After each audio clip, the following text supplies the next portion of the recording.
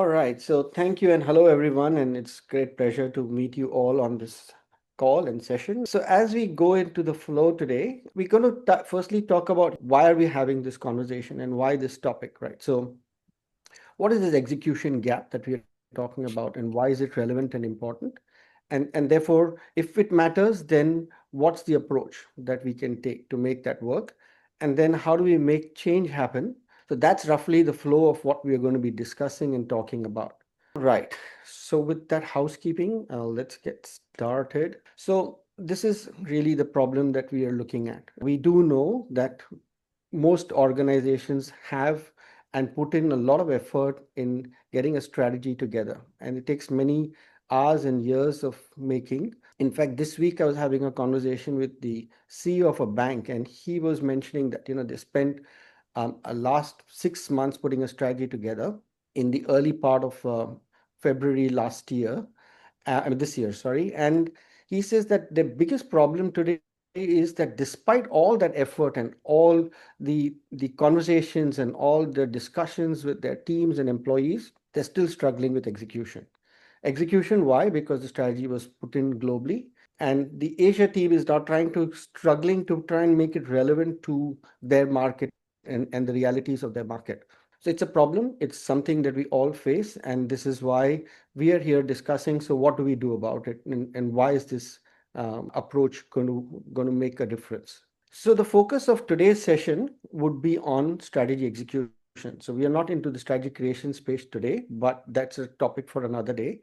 Um, and one of the things that we look at, and why is it that they're not able to convert, and why this conversation that I had with this CEO, is because very often when we create strategy, or strategic intent, as we call it, it is focused at the business level. So for this business, this market, this is what we need to do, and this is what we intend to do. But very often, when we start thinking about it and we start looking at, okay, now we want to execute on this strategy, the way we recognize and reward teams doesn't align to that strategy. And I'll give you an example. We were working with this company who said, hey, we want to meet all our customers' requirements on time and in full. So the metric they were using to measure success of that strategy was OTIF, which is on time and full assortment. And they kind of worked for a while. They did a lot of teaming and getting people together, the operations teams, the sales teams, the marketing teams, and they all climbed a mountain, they rode boats together, and they hugged each other at the end of the workshop. But the moment they went back, nothing worked. Nothing happened. People went on doing their thing. When you peel the onion, as we call it, we realized that one of the big challenges was that the persons who were heading operations were measured on the metric of efficiency. So if I'm heading a manufacturing unit, the way I'm showing efficiency is by running what I call similar runs of the same product line.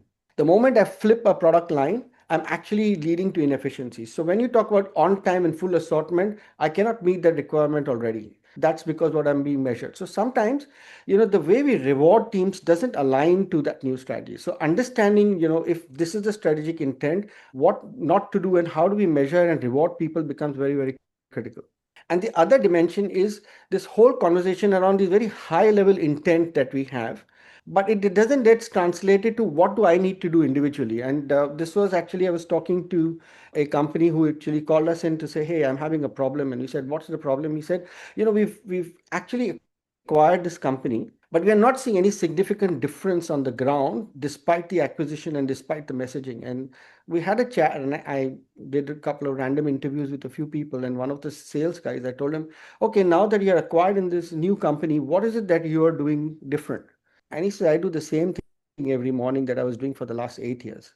And that's really the problem. How do I, as an individual, now need to do, and what do I need to do that makes a difference, because now there's a new merger that has happened and a new way of working that is needed to be put in play.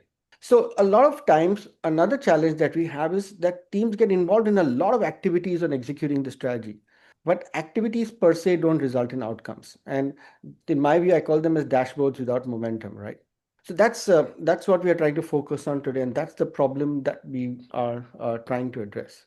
Lalit, can I just add a point before Yes. you move on? This to me is absolutely critical because I've been working with large companies, small companies, and even super large companies. And it's very interesting to see what the executive teams or the board at these different companies regard as a strategy. Some people, it's a 150-page PowerPoint document. Others, it's a 3 slides, and that's it. The whole idea of strategy in various companies can be communicated in different ways. The second one is when they get into this world of metrics to understand how they're tracking against this, or the dashboards as you highlight. Some companies go absolutely overboard. They have 150 core metrics and nobody understands the impact of these metrics. There's too many of them. So shortening that list, I found over the years, is terribly important. But the last one, which is your point here about alignment, if you don't have strategy and metrics aligned with the incentives that's paid inside of the company, this is when things fall down. And this is the one that I see most commonly in companies. Is strategy may be great, the core metrics we're tracking may be great, and then you look at the bonus plans inside the company, they have no connection whatsoever, and this is when it falls down. So without that alignment, this magic doesn't seem to happen. Yeah, absolutely. Thanks, Bill. So what's the goal today of our session? The goal is to basically walk you through the approach that we've put together to enable a strategy that cascades right down to each and every employee with very clear actions and very clear outcomes. So when we talk about this goal, what are we really saying at a high level? The first thing we are saying is the goal in the first phase of the engagement is to clarify the intent, which is to make sure that all the leaders that we have are aligned around very clear and very actionable objectives. So, for example, when we were talking to a company at the leadership level, and we had this CEO who had this great vision of basically saying that I want to reduce a segment or target a segment which is and this is a beauty company. Just to give you, obviously I can't share names, but this was basically a company in Korea, and they make beauty products for women above 23. And from that, there was one clear outcome that they wanted to do. They wanted to target the 16-year-old woman. And when we started looking at this as an intent, and we started looking at what the implications were, they turned out to be not as simple as the message sounded.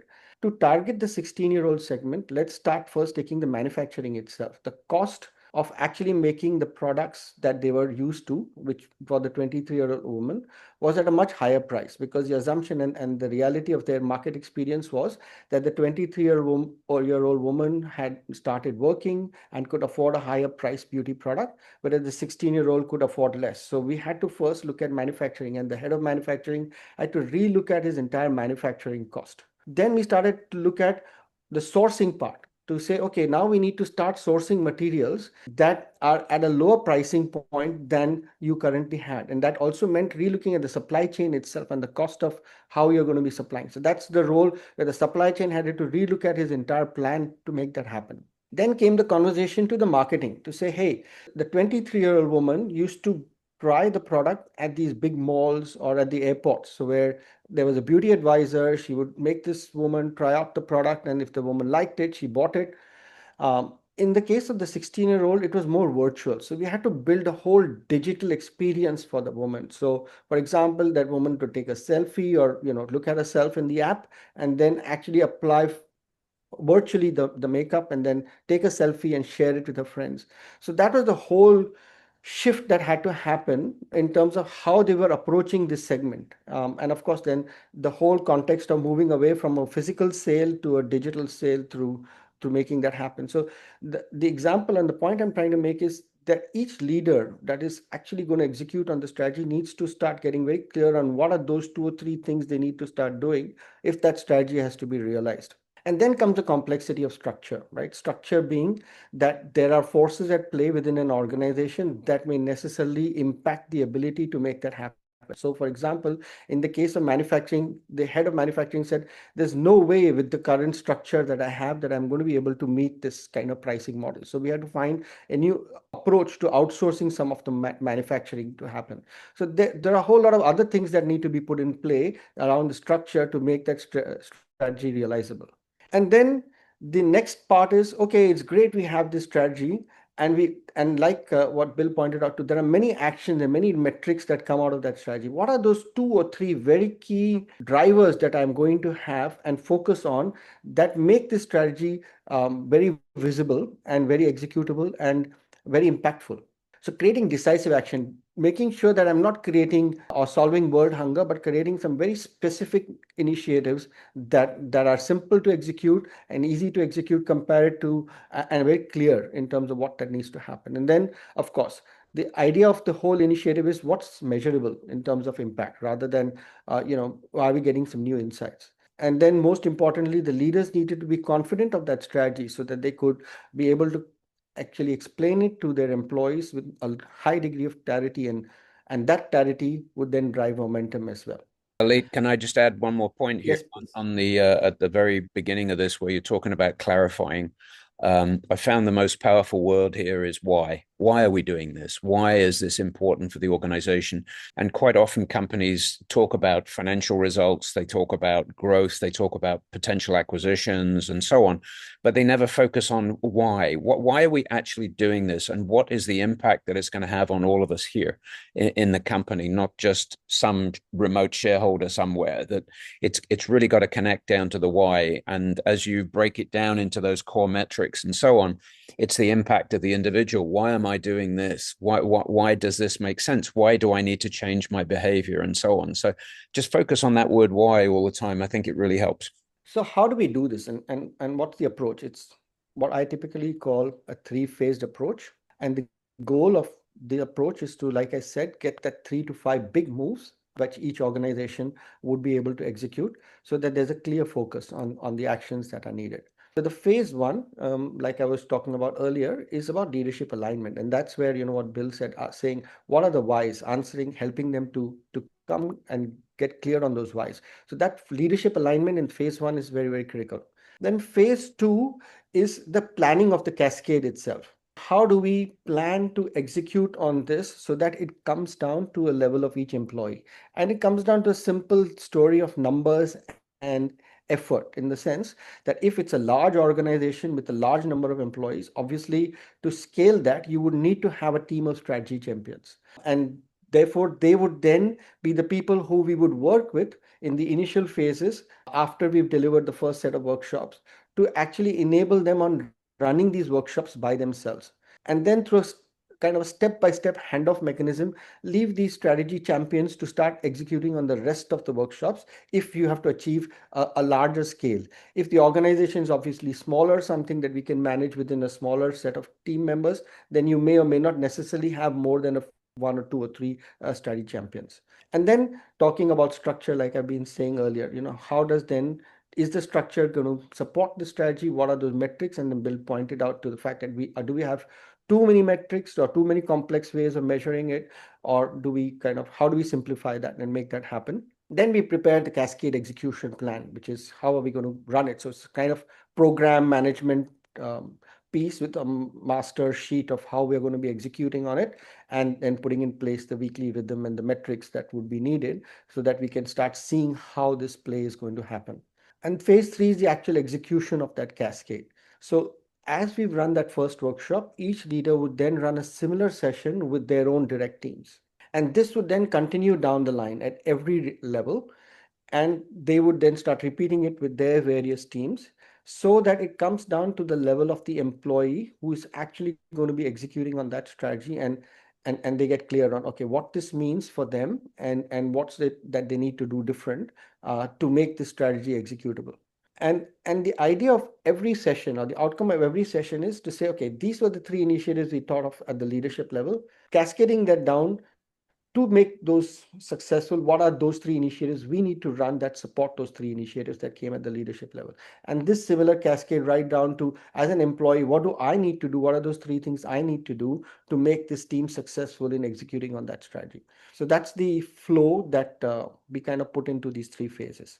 I've seen three types of people on this in the past. I don't know what your experience like, Lily, but to me, there are those that buy in and they become supporters, they become your champions. There's those that resist because they don't believe it should happen, or they don't believe you're the right time or the right team or whatever it may be. They just resist. But if you win them over, then they're fantastic. And then there's the worst of all, which are the saboteurs, which are the ones that say, yes, yes, yes, absolutely, I buy in. And as soon as they leave the room, they go, these guys are crazy. This will never work. So I don't know what your own experience has been like, but I've always tried to find, if you can identify saboteurs, then it helps. Yes, absolutely. So that's part of the change management and the When Change Happens book is what I've addressed on how do you manage stakeholders. And there's always this conversation people ask, how many people do you need to be on your side for a strategy to get executed? And my first question to them is the people who are opposing at what level of criticality are they? So, for example, if they're at a leadership layer that has a significant impact on the strategy, you have to be sure that you engage with them to work with them on terms of what is their vested interest in making this strategy either successful or fail, and involving them in the process, because these are people whom you cannot isolate. But if the number of people that you have are those that what we call low in terms of impact on the organization, then typically what happens is that as the strategy starts getting played out and you start rewarding more and more success, many of these skeptics turn into supporters, and they realize that, hey, if I have to progress in this organization, I have to follow through. So it's that critical stakeholder analysis that we need to know who are the ones we need to look after and who are the ones we need to ignore. I think that's the key point in this mix. And then now let's go into the detail of how do we do each of these workshops. And we talked about it at a high level, these 5 elements. So what's the purpose of each of these sessions? So the first one, of course, we talked about strategy alignment. And the idea is to actually help leaders internalize the strategy so it resonates with their individual roles, right? So we talked about the example of the Korean company, which was in the beauty products business. And each leader had to start looking at, okay, what do I need to do, and what is it that can influence to make this strategy executable? And then, of course, what are those roadblocks in terms of, hey, do we have the budgets to and the ability to bring manufacturing to this price point, or do we not? What are those roadblocks and how do we need to make that happen? And then once we've identified, okay, these are the ones we cannot do anything about, but these are the ones we can focus on, you start looking at multiple priorities, and then comes like what Bill suggests is simplify and come down to what are those which are having high impact, which are tangible, and what are those high leverage ones that we'll focus on, because you don't want to focus on too many. And then, like we said, you need to see whether the structures align. And then again, like what Bill suggested, you let each leader then has to reflect on, what is my personal change commitment that I'm willing to make, and how is that going to make that important to me personally in my professional life. So that's the translation, and that's what happens in each of these kind of workshops. The detailing and the designing of each will obviously be different depending on the leadership level, but these are the principles under which those workshops are designed. And then let's look at the cascade. So the cascade, once we've identified those big moves at the leadership level, then we start working on the team level analysis to say, okay, what are the challenges the teams are facing? So that's what gets discussed in the team level workshops. If you have to execute this initiative, what are the challenges in your current reality, or the way you're working today, or the way you're operating today, that may impact the execution of these initiatives? Because that's one of the biggest barriers that people have to say, hey, our current reality doesn't allow us to execute on it. So we want to understand that, and we want to find out if these are the constraints, what are some ideas that we can put in play that can overcome these challenges and barriers to achieve the outcomes that we want. And of course, that may call for some cross-functional teaming. So making sure that those teams and individuals in those teams are identified, and therefore, how are they going to be then rewarded and measured to make that successful? And finally, like we said, the heart of the whole execution piece is what's that personal change I, as an employee, am going to make this strategy successful. So we make sure that each individual is able to articulate that for themselves, because that's where the real meaningful shift happens in the individual when they start seeing an alignment with their own purpose. So to give you an example, we were talking to one person who was in finance, and he was saying, why is this important to me? And we kind of told him, reflect on what are your career goals as finance. So he said, look, I want to become CFO of a company. And we said, yes, to become CFO of a company, you need to have some very clear views by which what is it that you've done in your previous role that has made a transformation successful, is very important to you personally as well, because that's what will come into your profile, that's what will come into your career plan. Once that people start realizing that, hey, making an example of my success an important element in my life, they start falling in place. So this is just a small example, but an example of how you bring it down to a very personal level, so people are personally committed to making that happen. And then finally, this whole piece of strategy execution is part of whole change management process. And like what Bill pointed out earlier, right? The change management has a lot of elements to it. One is, how do we create collective aspiration? Then comes this whole context around stakeholders. So how do we manage the politics of that change? And then how do we build about a communication plan? Number four is what we've talked about in the session today. How do we drive business value? How do we cascade vision through this vision to action workshops? That's the one we've talked about in today. And then we've talked briefly about how do we design the structure to make that organization aligned to the change that we are talking about. And then how do we sustain it? So how does that happen in the context of our cascade? Is we convert the strategy into what we call routines. And those routines are basically 2 or 3 behavioral shifts per big move that an individual is expected to make in the course of their day-to-day role that they are having. Driving personal commitments per leader, what are they personally going to commit themselves to making happen, making that public in the statements that they make, as well as within their own internal teams. And also, of course, the rigor of putting in the rituals of demonstrating weekly wins, because like what Bill pointed out, there are a large number of people who are skeptical. So by highlighting, these are the things that people have won with, putting together some demo days, how do you execute on these things? So making people confident that this strategy is executable. So dealing again with those skeptics, and then having those learning reviews to say, okay, some people have tried it, it's not worked, so what could they do differently? So making sure that those skeptics and the people who are really doubters slowly get into the groove of, hey, this is not so difficult and this is something that I can do and make that successful. And then what happens? So we've put together this whole plan, we've put together this whole cascade, we put together this whole approach. And the first 30 days, it's to make sure that all the initiatives that have come in, are they very well aligned? We do a kind of a sanity check on all this.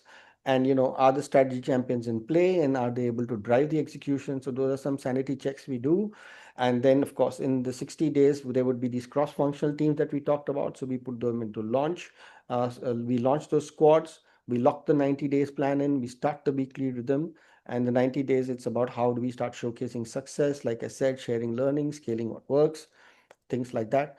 And what are the outcomes at the end of this whole engagement, right? So firstly, you will get very clear shared priorities across all the teams. You would start seeing faster decisions and fewer stalls and handoffs, to say, because now we've introduced the concept of cross-functional teams, the handoffs don't happen, the handoffs are taken care of by these squads that we talked about. Of course, because you have the rhythm and the metrics in place, you are able to see visible progress Q on Q.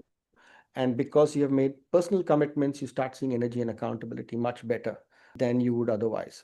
So these are the kind of quick summary of what we had to share today in terms of our webinar. And now it's time for a few questions that we'd love to hear from you in terms of what are some of the challenges you may have faced in execution, and maybe some examples of what you've tried and what has been the outcome. And of course, if there are any support you need, and if there's any help you need, and you would like us to give you some feedback on that, and how we can help, happy to do that as well. Lalit, before you move on, there's one point I wanted to add there with these cascading teams and so on. Is I've seen those that have good feedback loops. In other words, those teams that come back to you and say, look, we've done everything under the sun here, it's just not working. Can we review this as to, do we need to change that, modify that, change our behavior, whatever it may be? So I think it's creating that safe environment where teams can actually feed back and say, look, we've done what you asked, but it's not working. Maybe it's us, but at least let's have a talk about it. And I think that enables people then to modify on the fly. I'm not saying go against the strategy or move from it, but just to let you know that we're not just blindly following something that isn't working. Is there any particular ways that you can encourage that level of feedback? I mean, how do you create that safe environment in some somewhat aggressive companies that aren't that safe to speak up? Yes. So we call them as learning labs. That's something that we do. But the most important thing is we kind of have the in the workshop itself, we have a bit of a discussion with the leader of the workshop to say, hey, this purpose of this is this particular goal, and always better start with vulnerability. So the leader themselves are asked to share a vulnerable moment that they had in the past where they had some doubts about a strategy and what they did about it.